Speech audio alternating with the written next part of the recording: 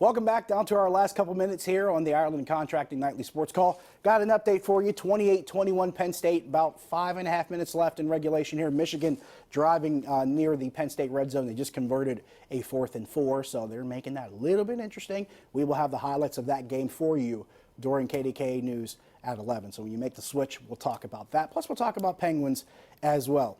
Something I wanted to touch on here before we head out. There was a lot of discussion during the course of the week, and not only during the course of the week, during the course of the season, about officiating, especially in the NFL and college football, and whether or not officials are doing a great job. It's one of those things where if you're a parent, a lot of parents worry about their kids and how their kids behave. Maybe they think their kids don't behave well enough, even though their kids might be good kids.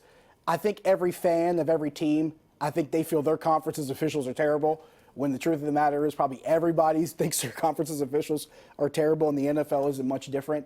But we saw Clay Matthews from the Rams get fined $12,500 for making a pretty pointed tweet about the officials. He even went after Al Riveron, whom I know Pop likes to talk about a lot. But he went after Al Riveron, too. He got fined $12,500 for it. So there's a lot of people talking strongly about the officials. However, the Steelers did not really go down the same line.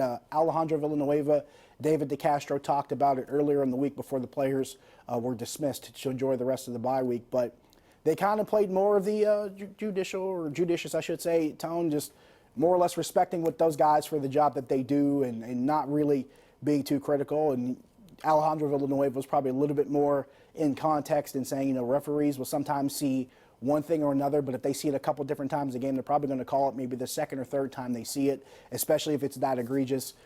Maybe they're looking for certain things because they're following certain trends or certain things that are happening. But there's also something else that comes into it. Remember, you have coaches that will work up and down the sidelines that will sit there and work the guy right there on that end line. They'll work that line judge and say, hey, this is happening, that's happening, this guy's doing this guy's doing that. Now, it's not as crazy as Denzel playing Herman Boone, so that guy is offsides. It's not that crazy. But you will see some coaches that like to work officials if they see certain things that they're not being called. So there's a lot of stuff that goes into it. Here's how I feel about the whole thing.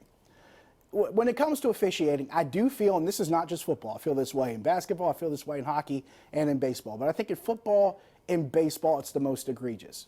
You do have some officials that probably aren't physically capable of keeping up with the game in the current speed that it is now. Both of these games have really increased as far as the average speed in the game in football. You have hurry-up offenses. You have teams that are built around speed and built around doing things quickly. Baseball has become a game that's more built on velocity, especially with pitch speed, especially with bat speed. So it is a little bit harder for those officials to keep up, too. I think that's really the bigger thing.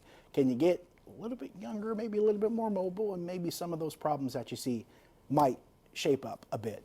In the meantime, make the switch over to KDKA. We got Penns, we got Penn State. We got a lot of college football to talk about, actually. So we got highlights and more. In the meantime, I'm Josh Taylor. See you next week.